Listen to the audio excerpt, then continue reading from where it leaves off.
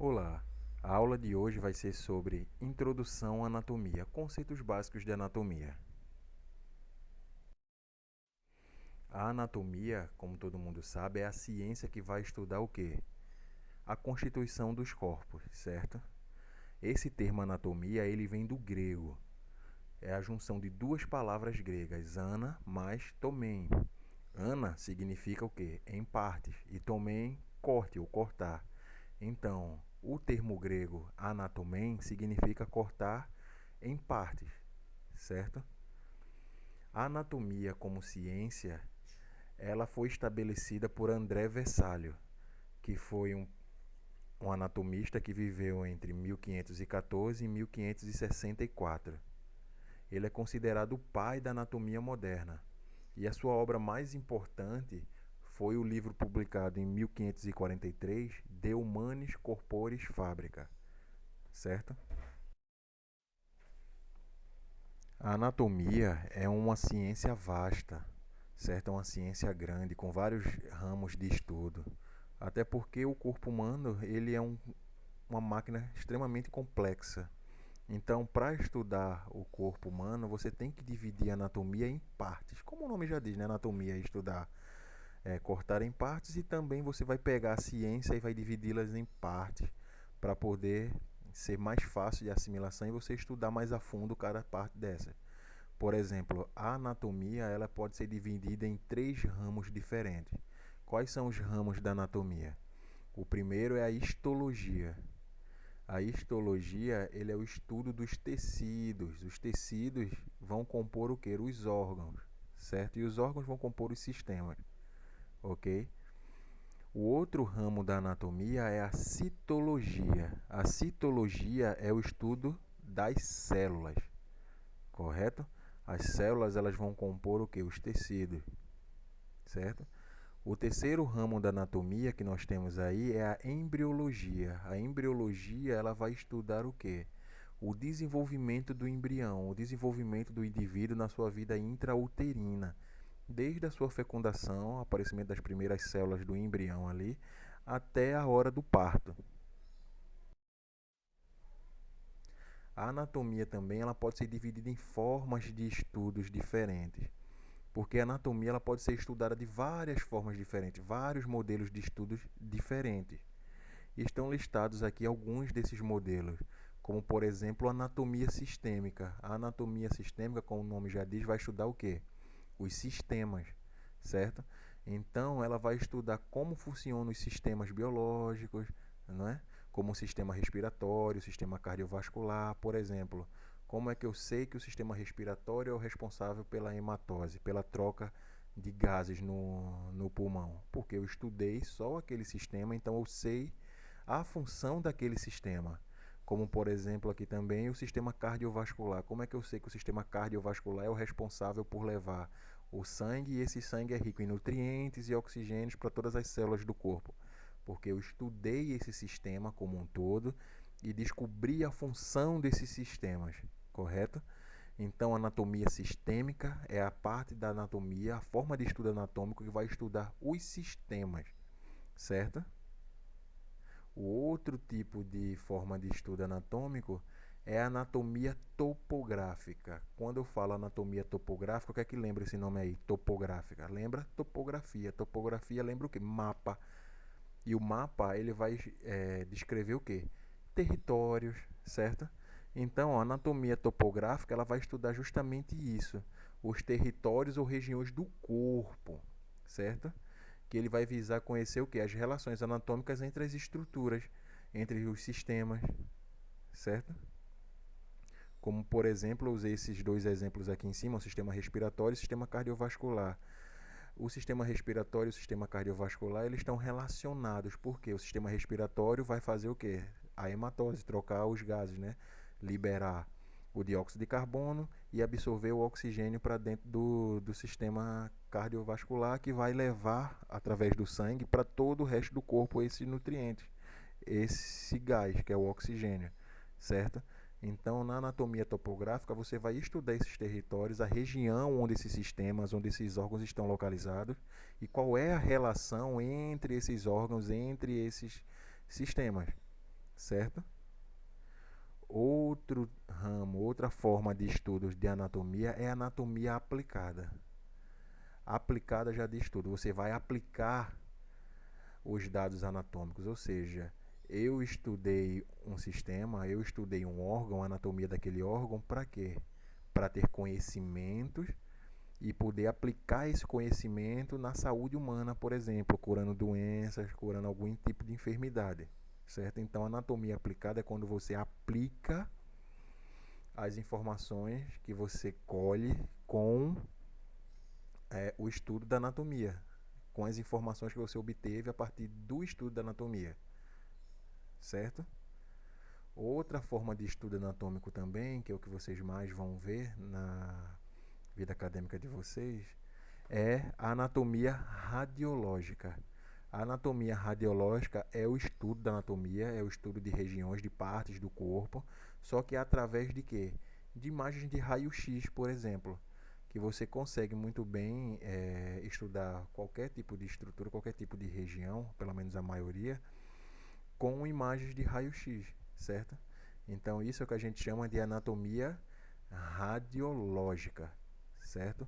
Só revisando esses termos daqui, que é a anatomia sistêmica, é o estudo do que? Dos sistemas. É a parte da anatomia que vai estudar os sistemas, certo? Como sistema respiratório, cardiovascular, sistema linfático e aí vai.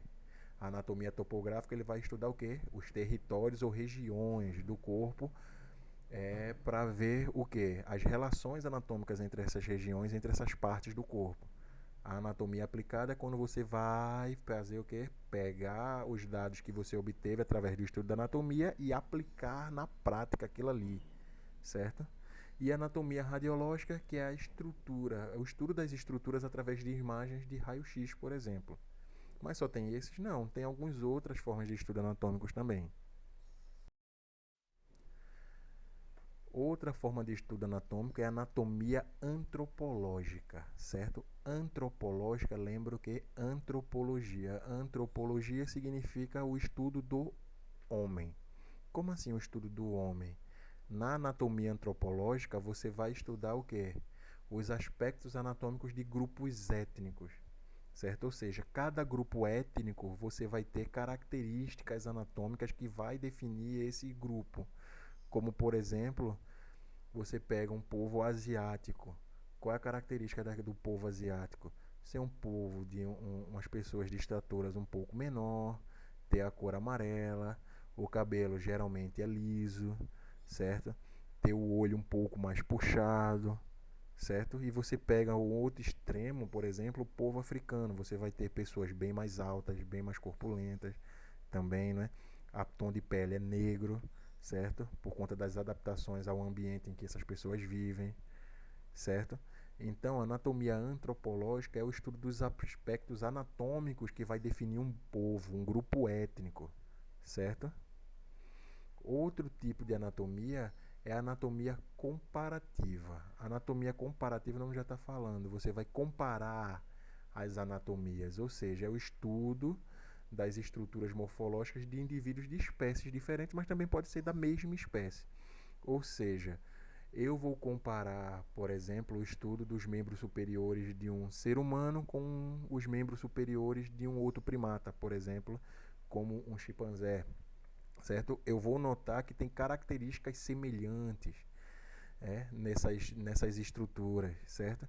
E todas essas características me proporcionaram chegar à conclusão de que tanto o chimpanzé como o ser humano não é só a questão morfológica não, porque a anatomia também ela pode enganar muito nessa questão de filogenia entre espécies, mas por exemplo, por ser tão parecida anatomicamente e geneticamente, né, os seres humanos foram classificados também como o quê? Um símio, um macaco, né? Certo? Então você vai ter o quê? O estudo da anatomia comparativa. É isso, você vai pegar estruturas e vai comparar essas estruturas anatômicas com de outros indivíduos, certo? De espécies diferentes ou também pode ser comparado com indivíduos da mesma espécie, que é o que a gente vai ver agora no que a gente chama de anatomia biotipológica, certo? O que é a anatomia biotipológica? É o biotipo. É o estudo do biotipo, basicamente. através da anatomia. Você vê que mesmo entre pessoas da mesma raça, certo? Ou até do mesmo sexo, você vai ter o quê? Características diferentes, que vai diferenciar uma pessoa da outra, o que vai dar a singularidade de cada pessoa. Cada pessoa tem características próprias, características físicas, certo? Essas características físicas próprias das pessoas a gente chama de biotipo. Então, a anatomia biotipológica vai estudar justamente o quê? As características, os tipos individuais de constituição do corpo humano. Você vê o quê? Que tem pessoas que são mais corpulentas, né? Tem outras pessoas que são mais raquíticas, você tem pessoas mais baixas, pessoas mais altas, certo? Você vai ter tipo de constituição, pessoas com membros um pouco maiores, membros um pouco menores, tipos de cabelo, coloração de pele, certo? Então, tudo isso é estudado pela anatomia biotipológica, que você vai estar estudando, comparando os biotipos. Você vai estar comparando pessoas da mesma espécie, certo? Lembrando que todas essas formas de estudos anatômicos não necessariamente são praticadas individualmente. Você pode praticar vários tipos de estudo anatômico no seu estudo. Como, por exemplo, eu posso trabalhar com anatomia biotipológica, né, comparando indivíduos da mesma espécie, que é a espécie humana, só que eu estou comparando indivíduos da espécie humana junto com dados do que a gente chama de anatomia antropológica, por exemplo, que você está comparando aí pessoas da mesma espécie, que da espécie do Homo sapiens, que é o ser humano, só com de povos étnicos diferentes. E para isso você pode utilizar, por exemplo, imagens de raio-x. Então você está juntando aí 3 tipos de estudos anatômicos diferentes, certo? E ao final você pega esses dados e aplica no desenvolvimento de uma técnica para curar algum tipo de doença, algum tipo de enfermidade. Aí você já vai ter o que? Anatomia aplicada, certo? Como você comparou um tipo de ser humano com outro, não deixa de ser também anatomia comparativa, ok? Então não sei se dá para perceber aí, mas essas formas de estudo anatômico a gente separa porque fica mais didático. Mas na prática mesmo você sempre usa mais de um tipo de formas de estudo anatômico para praticar a anatomia de fato, que é a ciência, ok? Agora eu vou falar algumas terminologias, né, utilizadas na anatomia, por exemplo, algumas abreviaturas, certo? Quando você está fazendo, escrevendo alguma coisa, geralmente você não vai estar repetindo o mesmo termo direto, você vai utilizar abreviaturas. E na anatomia é a mesma coisa. Então, alguns termos anatômicos você pode abreviar. Aqui nós temos alguns exemplos. Por exemplo, artéria. Artéria, no singular, você representa com a abreviatura um A maiúsculo seguido de um ponto, certo? Quando estou me referindo a artérias, no plural, mais de uma artéria, a gente utiliza o A maiúsculo seguido de um A minúsculo, certo? Outro exemplo aqui é ligamento. Ligamento no singular, você utiliza lig, correto? Com um G só, L-I-G. Ligamentos no plural, é mais de um ligamento, nós nos referimos, abreviamos como lig, né? L-I-G, só você repete o último G, L-I-G-G, certo? Músculo também. No singular, você representa pela primeira letra maiúscula, que é o M. No plural, músculos, você representa com M seguido de M minúsculo, certo? Para nervos, a mesma coisa, a primeira letra maiúscula. E para nervos no plural, você representa com a primeira letra maiúscula e a segunda letra minúscula, certo?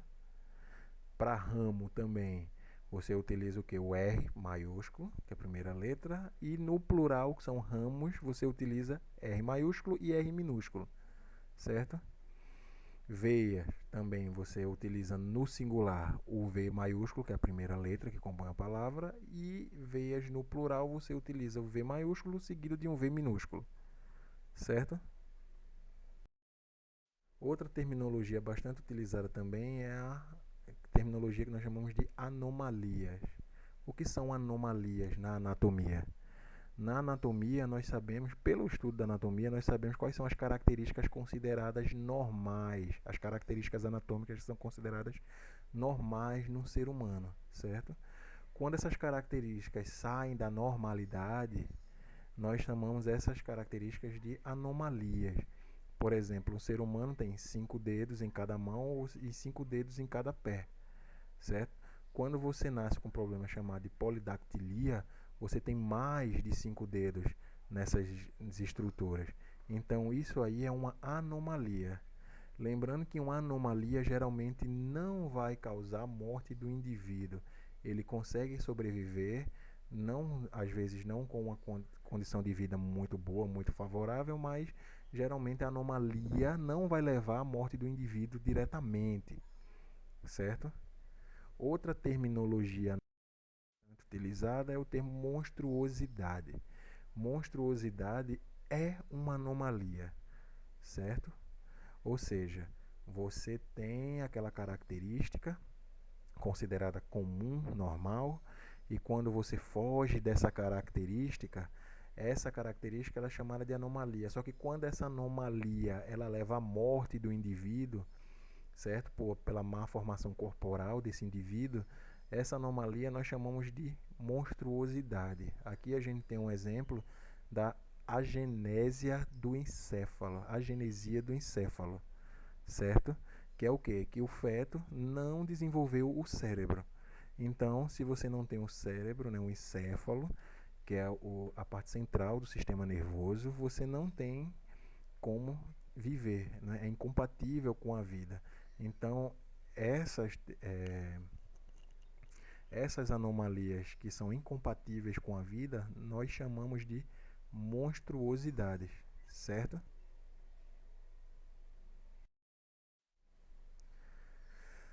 Nós temos aqui nessa imagem os níveis de organização do sistema orgânico, dos sistemas orgânicos em geral, certo?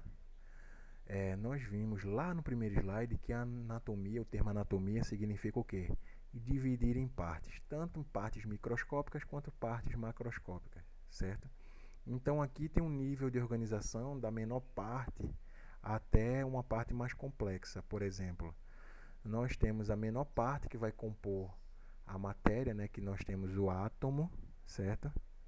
Vários desses átomos vão se juntar e vão formar moléculas mais complexas, certo? Essas moléculas mais complexas são moléculas orgânicas. Aqui nós temos exemplos de o quê? De um ácido nucleico, não é, que vai compor o DNA, certo? Mas pode ser várias outras moléculas, como proteínas, carboidratos e por aí vai, certo? Então, esses átomos, que são as menores partículas que vão formar o que? A matéria, né? Eles vão se juntar e vão formar moléculas complexas. Nesse caso aqui, repito, estou usando um exemplo de um ácido nucleico. Aqui nós podemos ver esse ácido nucleico que ele é composto por quê? Por um grupo fosfato, uma pentose e uma base nitrogenada. Tanto o grupo fosfato como a pentose como a base nitrogenada, eles são compostos por vários átomos. Por exemplo, o grupo fosfato aqui você tem um átomo de fósforo e 4 átomos de oxigênio. Por exemplo, já na pentose você vai ter o que? Carbono, hidrogênio, oxigênio, certo? E na base nitrogenada, carbono, hidrogênio, nitrogênio, certo?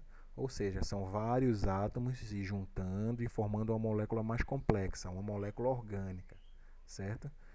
Voltando para o caso aqui da molécula que eu utilizei como exemplo, que é a molécula de um ácido nucleico, várias moléculas de ácidos nucleicos vão se juntar e vão formar o quê? O RNA ou o DNA, que são as moléculas informacionais, que são moléculas bem, são estruturas bem mais complexas formadas com essas moléculas, certo? Depois você vai ter a junção de todas essas estruturas mais complexas e você vai formar o quê? Uma célula. Lembrando que a célula é a menor unidade viva que compõe um ser vivo, certo? Então você vai ter a formação de várias células diferentes, que nosso corpo é formado por vários tipos de células diferentes, certo? Então, todas essas células aqui, essas células iguais vão se juntar e vão formar tecidos específicos, certo? Você pode ter um tecido muscular, um tecido ósseo, um tecido nervoso, certo? Um tecido epitelial, todo tipo de tecido. Então essas células que são iguais vão se juntar e vão formar os tecidos. Vários desses tecidos vão se juntar e vão formar o quê? Órgãos, certo? Vários órgãos desses, várias estruturas dessas vão se juntar e vão formar o quê? Os sistemas. E todos esses sistemas juntos, sistemas que eu falo sistema respiratório, sistema cardiovascular, sistema muscular, sistema esquelético e por aí vai, sistema urinário, certo? Todos esses sistemas vão se juntar, todos esses sistemas juntos vão dar origem ao que a gente chama de um organismo, certo? Então, você pegando agora de trás para frente que a gente foi, você pega um ser humano, você começa a dividir esse ser humano, você vai dividir esse ser humano em sistemas, certo? Cada sistema desse você consegue dividir em órgãos. Cada órgão desse você consegue dividir em tecidos. Cada tecido desse você consegue dividir em células. Cada célula dessa você pode dividir em estruturas diferentes, certo? Estruturas orgânicas diferentes. E essas estruturas orgânicas nós podemos dividi-las ainda mais em moléculas orgânicas ainda menores, certo? E essas moléculas orgânicas ainda menores nós conseguimos dividir até o nível atômico, certo? Então, lembrando de novo, voltando agora, você tem um átomo que se juntam, vários átomos que vão formar moléculas orgânicas. Essas moléculas orgânicas vão se juntar, vão formar estruturas orgânicas mais complexas. Essas estruturas orgânicas mais complexas vão se juntar e vão formar o que a gente chama de células, certo? Essas células, essas várias células vão se juntar e vão formar tecidos. Cada tecido vai se juntar e vai formar órgãos. Esses órgãos também juntos vão formar os sistemas e todos os sistemas juntos vão formar um organismo, vão formar um indivíduo, certo? Agora a gente vai falar um pouco de cada sistema. O foco da disciplina vai ser os sistemas que têm órgãos internos, só que como estou dando uma aula de introdução à anatomia, eu vou falar só um pouco de cada sistema desse, né? Todos os sistemas que a gente tem no corpo, certo? O primeiro sistema que a gente vê aqui é o sistema locomotor. O sistema locomotor é um sistema maior que vai abranger outros sistemas, certo? Como o nome já diz, o sistema locomotor é o sistema utilizado para locomoção, para se mover. Quando você fala se mover, se locomover, o que é que você utiliza? Os músculos, os ossos, certo? Então, o sistema locomotor, ele é um sistema que é composto por outros sistemas. Quais são esses sistemas? O sistema esquelético, o sistema articular, né, que vai juntar os ossos, né, do sistema esquelético, e o sistema muscular, certo? Então, a união do sistema esquelético, do sistema articular e do sistema muscular, nós vamos formar o sistema que a gente chama de sistema locomotor, que é o sistema responsável pela locomoção, certo? O sistema esquelético, que como eu falei faz parte do sistema locomotor, ele é o sistema que vai compreender o quê? Os ossos, certo? Então, qual é a função, quais são as funções desse sistema esquelético? São várias, mas eu enumerei aqui só as principais. Por exemplo, a fixação dos músculos, porque o músculo estriado esquelético, ele vai estar fixado onde? Nos ossos, certo? A proteção dos órgãos, que você vai ter esses ossos revestindo, por exemplo, você tem a caixa torácica ali formado pelas costelas, que você vai proteger o que? Pulmão, coração, aqueles órgãos bem importantes. Você tem a caixa craniana que vai proteger o que? O encéfalo, certo? Então, uma das funções do sistema esquelético, além da locomoção, é o que? A proteção desses órgãos internos, certo? Outra função também é a função hematopoiética, beleza?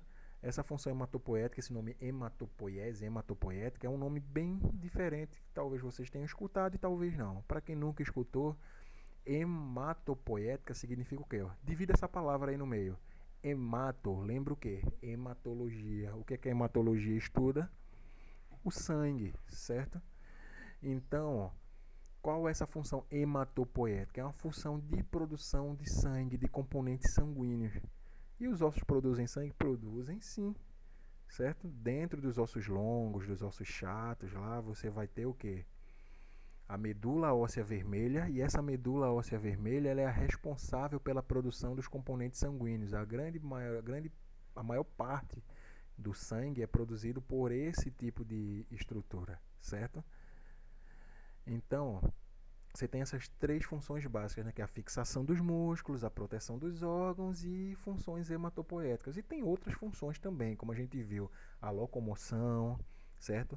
O arcabouço do corpo, que você, por exemplo, você olha a face, o rosto de cada pessoa, cada pessoa tem um rosto diferente. Por quê? Porque o arcabouço ósseo é diferente, então vai modelar essas pessoas de maneiras diferentes, certo? E fora outras coisas também. O outro sistema é o sistema articular. O sistema articular também participa do sistema locomotor, como eu tinha dito anteriormente. E esse sistema articular ele é formado pelas articulações, certo? As articulações elas servem para quê? Para unir os ossos do esqueleto, certo? E unindo esses ossos do esqueleto, ela também vai evitar o atrito diante do movimento, certo? Vai evitar que esses ossos se desgastem através do atrito. O outro sistema que ainda faz parte do sistema locomotor é o sistema muscular, certo? Nós sabemos que nosso corpo tem três tipos de músculos diferentes, né? O músculo estriado esquelético, o estriado cardíaco e a musculatura lisa, só que o sistema muscular em si, ele vai estudar os músculos que estão relacionados com o movimento, certo? Que são os músculos estriados e esqueléticos, são aqueles músculos que estão ligados ao quê? Aos ossos, certo? Esses músculos são músculos voluntários, você consegue controlar com a sua vontade, certo? Se eu estou abrindo e fechando a mão é porque eu estou contraindo e relaxando vários grupos musculares, e isso é por vontade própria, certo? Ao contrário do músculo estriado cardíaco e do musculatura lisa, que são músculos involuntários, você não consegue fazer com que esse músculo obedeça ao seu comando, certo?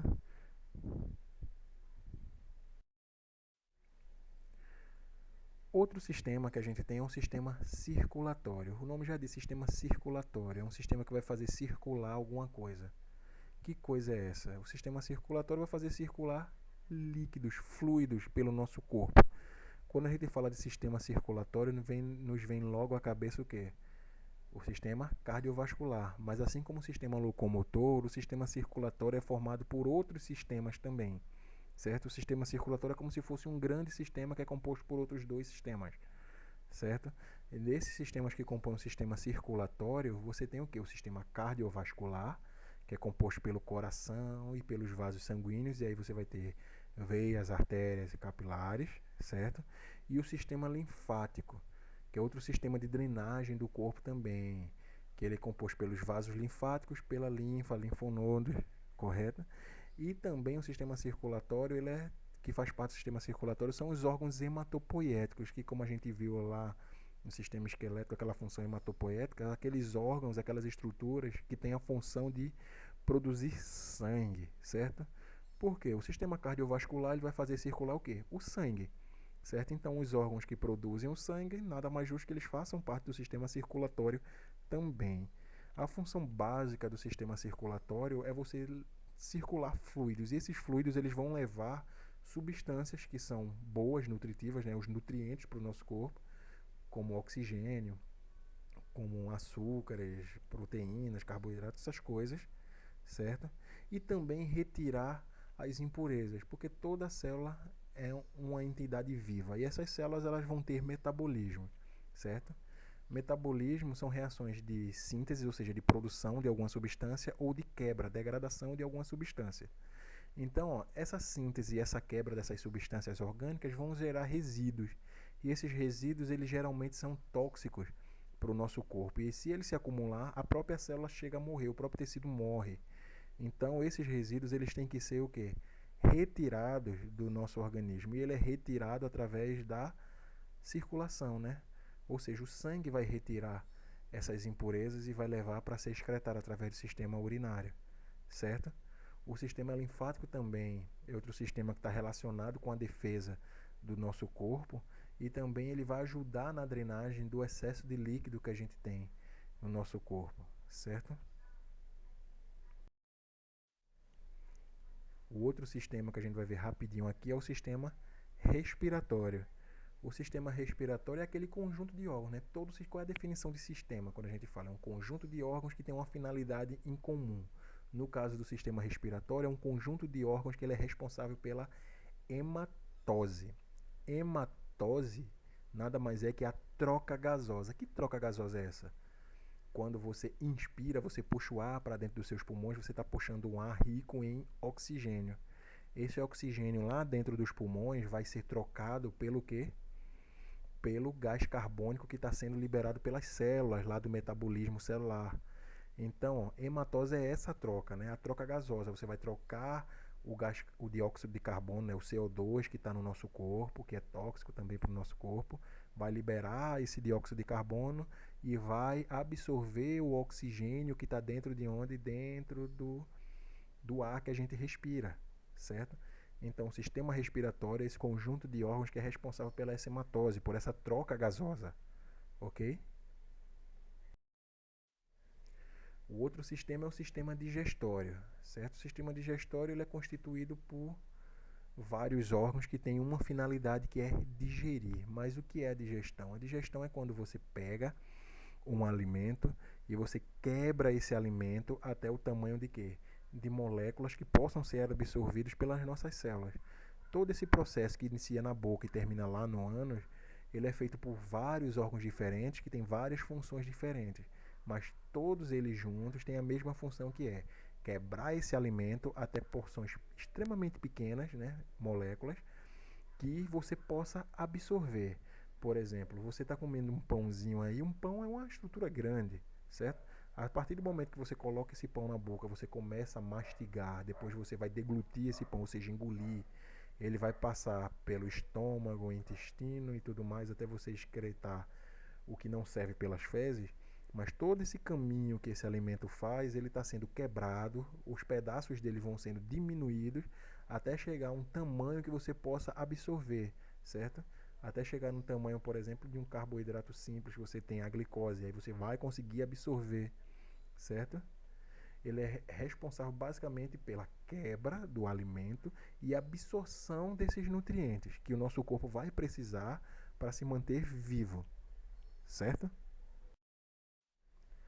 Outro sistema que a gente tem é o sistema endócrino. O sistema endócrino é um sistema que ele é composto por glândulas que têm secreções internas, certo? O que é uma secreção? O que é uma glândula endócrina? Uma glândula endócrina, basicamente, é uma glândula que vai liberar suas secreções dentro da corrente sanguínea, certo? Nós temos glândulas endócrinas e glândulas exócrinas, e também as glândulas anfícrinas, mas a gente não vai entrar em detalhes agora. Mas a glândula endócrina, ela vai liberar essa secreção dentro da corrente sanguínea, certo? E essa secreção que ela libera dentro da corrente sanguínea nós conhecemos como hormônios. E o que são hormônios? Hormônios eles são sinalizadores químicos no nosso corpo, certo? Por exemplo, como a mulher vai entrar no período fértil, no período menstrual, por exemplo, tudo isso ela acontece por liberações gradativas de hormônio no tempo correto, na quantidade correta, certo? Então, hormônios são esses sinalizadores químicos que vão sinalizar alguma ação para o corpo realizar, certo? O outro sistema é o sistema urogenital. Assim como o sistema locomotor e como o sistema circulatório, ele é um sistema maior, um sistema grande que vai abranger outros sistemas. Quais? Pelo nome a gente já vê, né? Urogenital. Uro, o sistema urinário, e genital, os sistemas genitais masculinos e o sistema genital feminino, certo? Então, o sistema urogenital, de maneira geral, ele é responsável pela secreção, né? Oriundas do metabolismo, que é aquilo que eu falei, né? A célula depois que faz seu metabolismo, depois que ela se alimenta, ela vai produzir secreções que são tóxicas para elas e essas secreções têm que ser eliminadas. Então o sangue pega essas secreções, leva até os rins, que vai ser filtrado e depois vai ser excretado na forma da urina, certo? Ele também é responsável pela reprodução humana, certo? Porque o sistema genital masculino e o sistema genital feminino estão aqui dentro do sistema urogenital. E os dois são responsáveis pela produção dos gametas masculinos e femininos e a fecundação e a geração desse novo indivíduo dentro do corpo da mulher, certo? Então, relembrando, o sistema urogenital ele é composto pelo sistema urinário e pelo sistema genital, tanto o masculino quanto o sistema genital feminino, certo? O outro sistema que nós vamos ver aqui é o sistema nervoso. O sistema nervoso, ele é o sistema de controle do nosso corpo, certo? Ele é composto por uma parte central, que a gente chama de sistema nervoso central, certo? Que é composta pelo encéfalo e pela medula espinhal. E você tem um sistema nervoso periférico, ou seja, uma parte periférica, que é composto pelos nervos periféricos que vocês vão ter aí e os gânglios nervosos, certo? O sistema nervoso ele é o responsável por controlar todos os outros sistemas, ou seja, ele vai receber estímulos, vai interpretar esses estímulos e vai comandar reações de respostas a esses estímulos. Por exemplo, quando você pisa num espinho, você teve um estímulo lá embaixo no seu pé. Qual foi o estímulo? A dor. Essa sensação vai ser levada através dos nervos periféricos até o sistema nervoso central, que quando essa informação chegar no encéfalo, ele vai processar essa informação e vai enviar uma resposta direto para ali, pedindo para você retirar o pé, porque aquilo ali está ferindo o seu pé e pode causar algum prejuízo para o seu corpo, certo? Então, o sistema nervoso ele é esse sistema que é responsável por controlar todos os outros sistemas, todas as outras partes do corpo, inclusive ele próprio, certo?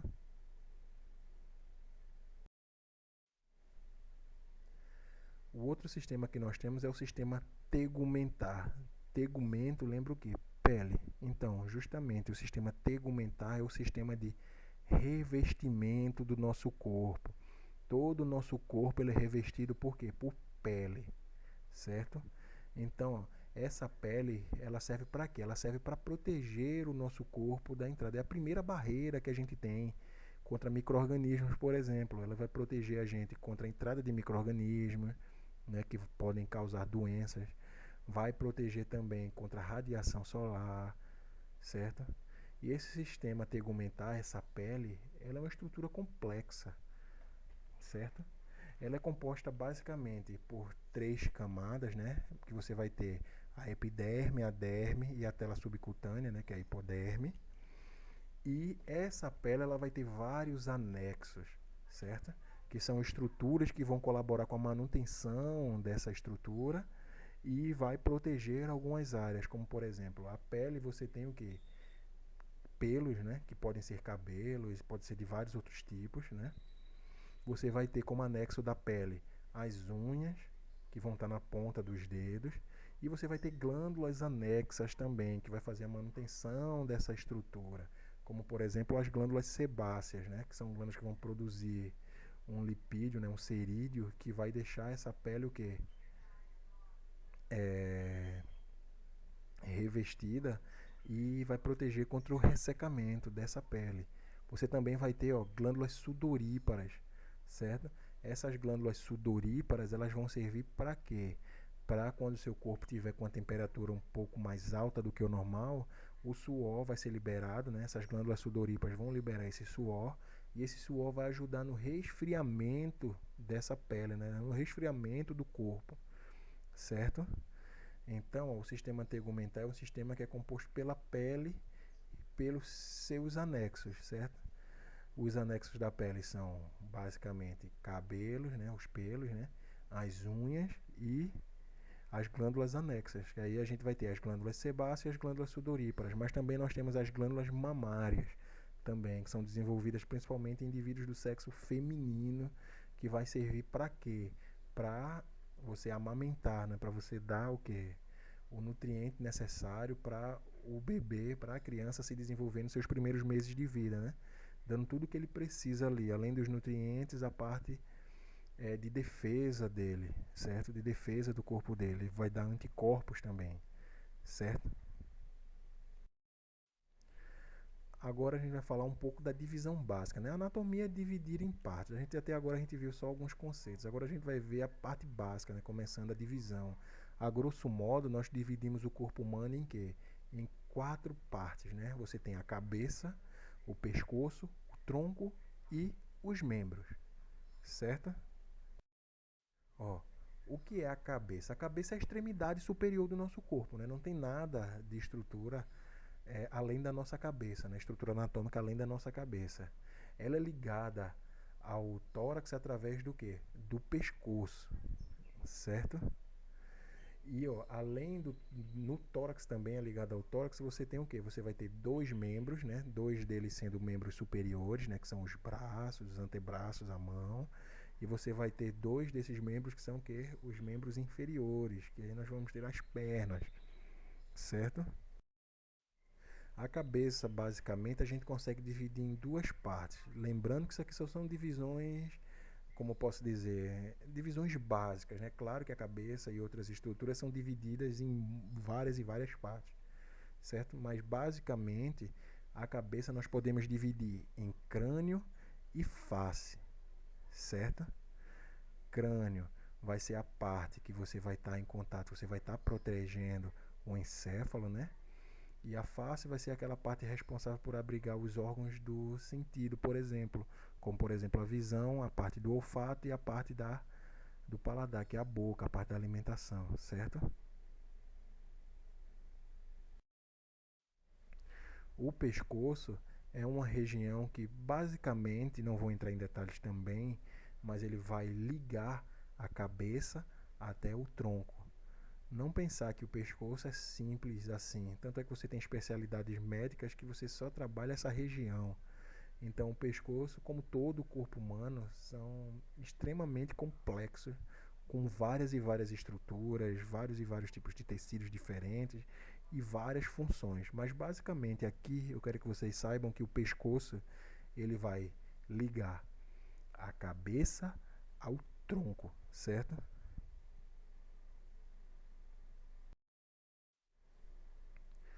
Já o tronco, nós podemos dividir ele basicamente em três partes também. A parte superior do tronco nós chamamos de tórax, certo? O tórax é aquela região que você vai ter o quê? A maior parte das costelas e você vai estar abrigando quais órgãos internos ali? Você vai estar abrigando basicamente o coração e os pulmões, certo? Que são os órgãos mais importantes que a gente vai ter nessa região torácica aí. Logo abaixo da região torácica, nós temos a região abdominal. A região abdominal ele vai ter praticamente todas as vísceras, todos os órgãos do nosso corpo, somente do sistema digestório, né, que ocupa a maior parte, né, vai estar aí nessa região abdominal, certo? E logo abaixo da região abdominal nós vamos ter a região pélvica, certo? Que é a região da pelvis, onde você vai ter parte do sistema urinário e parte do sistema reprodutor associado a essa região aí. Então, revisando aí, você tem o que? O corpo humano é dividido em cabeça, pescoço, tronco e membros, certo? Esses membros são membros superiores e membros inferiores. A cabeça é a extremidade superior do nosso corpo, o pescoço vai ligar a cabeça ao tronco e o tronco a gente divide em três partes, né? Tórax, abdômen e pelvis, certo? E a esse tronco vão estar ligados também na região torácica os membros superiores, certo? E nas imediações da região pélvica nós vamos estar ligados os membros inferiores, certo? Os membros superiores nós temos o quê? Nós chamamos basicamente de braços, né? Que você tem o quê? A axila, o braço, o cotovelo, o antebraço e a mão, certo?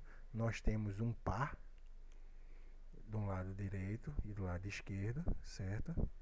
E nós temos também um par de membros inferiores, certo? Que são as pernas. Aí você tem as nádegas, você consegue dividir em nádegas, quadril, coxa, joelho, perna e o pé, ok?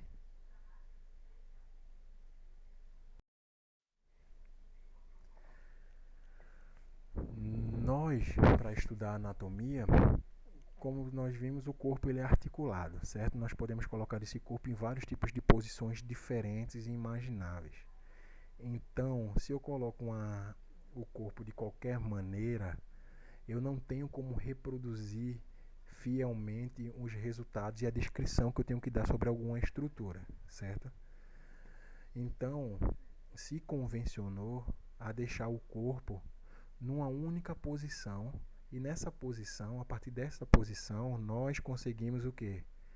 Descrever qual é a posição daquela estrutura anatomicamente e assim fica fácil de qualquer pessoa que trabalha com anatomia saber basicamente onde é que estão localizadas essas estruturas, até porque o corpo está montado na mesma forma, da mesma posição. E esse posicionamento nós chamamos de posição ou posicionamento, descrição anatômica, certo?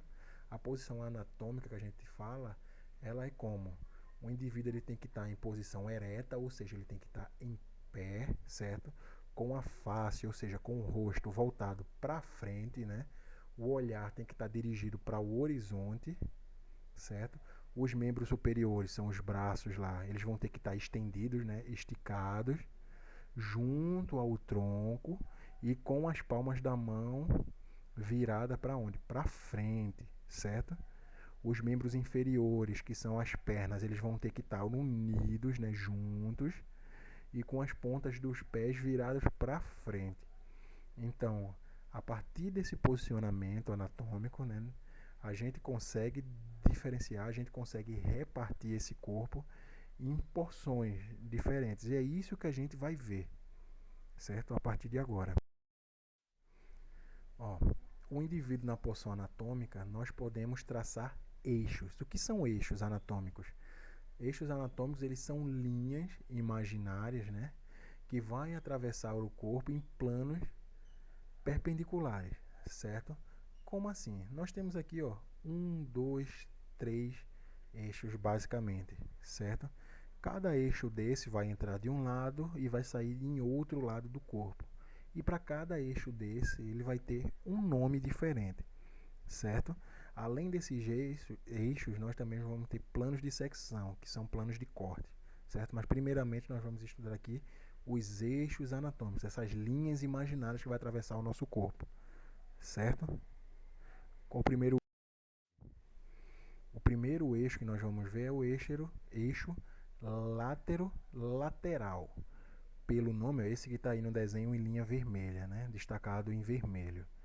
Olha, o eixo látero-lateral é uma linha imaginária que vai atravessar o corpo humano onde? Que ela vai passar do lado direito para o lado esquerdo do corpo ou vice-versa, do lado esquerdo para o lado direito, certo? Ele vai entrar de um lado e sair do outro lado, lado direito para o lado esquerdo, do lado esquerdo para o lado direito. Por isso o nome do eixo látero-lateral, certo? Bem tranquilo isso aí, né? Bem tranquilo mesmo, certo? Qual é o outro eixo do corpo que a gente vai ver agora? O outro eixo que a gente tem aí é o eixo crânio-caudal, que é esse também que está destacado em vermelho aí, ó. Ele vai passar o corpo aonde? Da cabeça, né, da parte de cima até a parte de baixo do corpo, certo? Então, bem simples, ele entra na cabeça e vai até a região da cauda, por isso que o nome crânio-caudal, certo? Bem tranquilo também, né? É autoexplicativo, onde o eixo entra e onde o eixo sai, você consegue dar um nome a esse eixo, certo? Lembrando que esses eixos são linhas imaginárias, certo? Essas linhas imaginárias, esses planos de cortes, eles vão ajudar na hora da descrição de um órgão, da descrição de uma estrutura anatômica, certo? O outro eixo, o último eixo que a gente vai ver, é o eixo antero-posterior. Como assim? Ele é um eixo, né? É uma linha imaginária que ele vai atravessar o corpo da região anterior para a região posterior, ou seja, da região dorsal para a região ventral, ou da região ventral para a dorsal, e vice-versa, não importa, certo? O que é a região ventral? É a região do ventre, a parte da frente do ser humano, e a região dorsal é a parte das costas do ser humano. Então ele vai atravessar da frente para as costas, ou das costas para a frente, certo? Bem tranquilo aí também. Então, revisando, quais são os 3 eixos que a gente tem? Os eixos. Primeiro, o que é um eixo? O que é um eixo anatômico? São linhas imaginárias que vai atravessar o corpo humano em posições específicas, certo? Aí nós vimos 3 eixos anatômicos diferentes. O primeiro que nós vimos foi o eixo látero-lateral, que é o eixo que vai cruzar o quê? O corpo humano do lado direito para o lado esquerdo, ou do lado esquerdo para o lado direito, como vocês quiserem, mas ele vai cruzar nessa região, certo?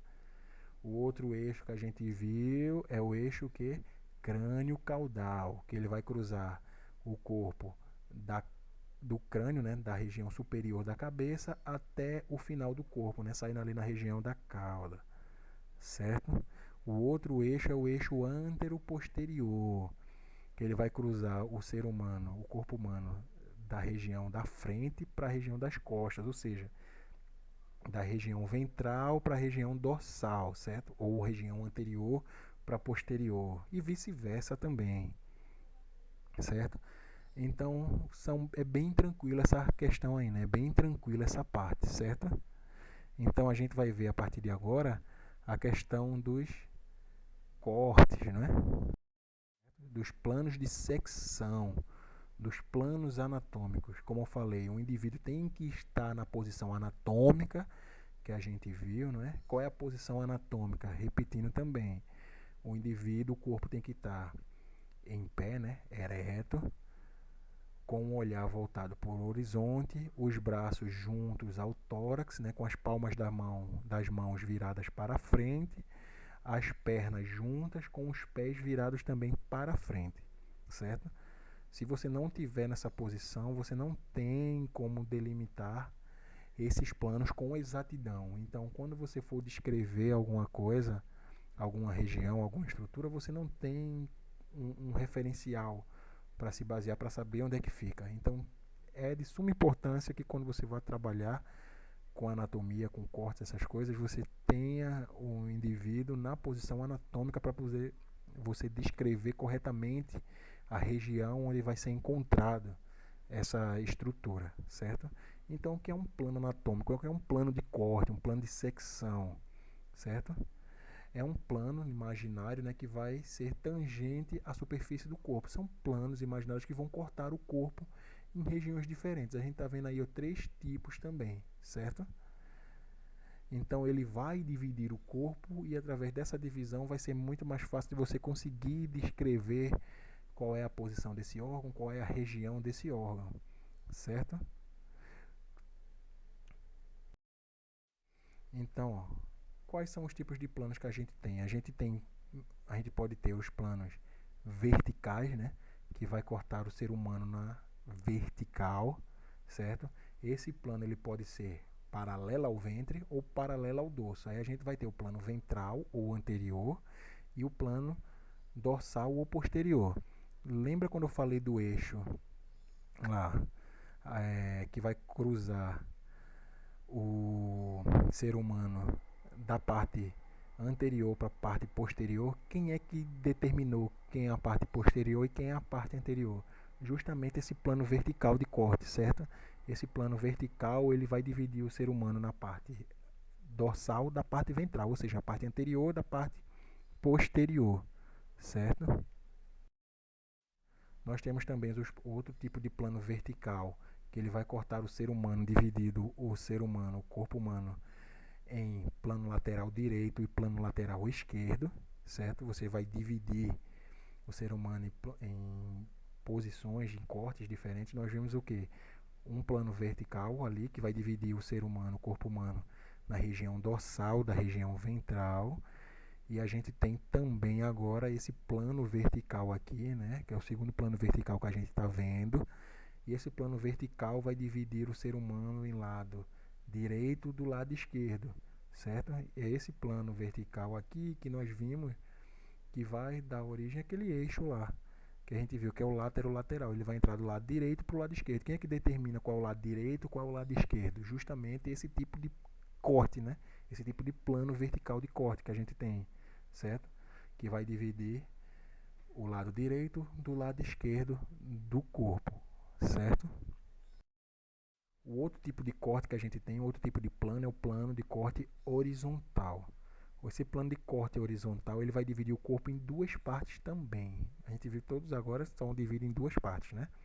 Então, esse plano de corte horizontal, você vai dividir o corpo num plano cranial ou superior, né, que é a parte superior do corpo, ou no plano podálico ou inferior, que é a parte inferior, a parte de baixo do corpo, né?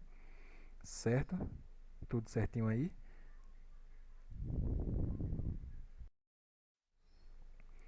Ó, dentro desses planos também a gente viu generalidades, né, desses planos. Então, ó, Dentro daqueles planos verticais, a gente tem o quê? O plano mediano, certo? Que ele é um plano vertical que vai passar longitudinalmente através do corpo. Aquele que eu mostrei, que vai dividir o corpo em partes direitas, metade direita e metades esquerdas, certo? Metade direita e metade esquerda, como na figura, no vídeo aqui abaixo. Ó, você tem esse plano de corte, ele vai dividir o corpo em lado direito e lado esquerdo, certo? Nessas duas metades, a gente chama de plano mediano. Lembrando que esse plano mediano é um plano de corte vertical, certo? Outro tipo de plano que a gente tem também são os planos sagitais, não é?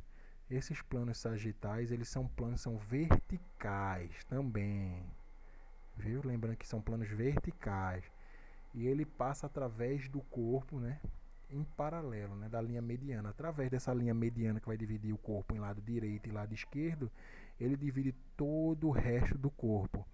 Com o vídeo aqui vai dar para vocês visualizarem melhor essa questão. Ó, então toda a região do corpo ele pode ser dividido em lado direito e lado esquerdo, certo? Através desses planos sagitais, certo? Então o plano sagital ele parte do centro do corpo, como tem aqui na figura ao lado aqui, ó. Você parte do centro do corpo para as extremidades, esse tipo de plano de corte, certo? Também nós temos os planos frontais ou planos coronais, certo? Que é outro tipo de plano vertical, aquele primeiro tipo de plano vertical que a gente viu. E aquele plano, o plano vertical, ele vai dividir o corpo humano em que partes, certo? Ele vai dividir o corpo humano em partes anterior, que é a frente, certo? E a parte posterior, que é a parte de trás, ok? Que é a parte das costas.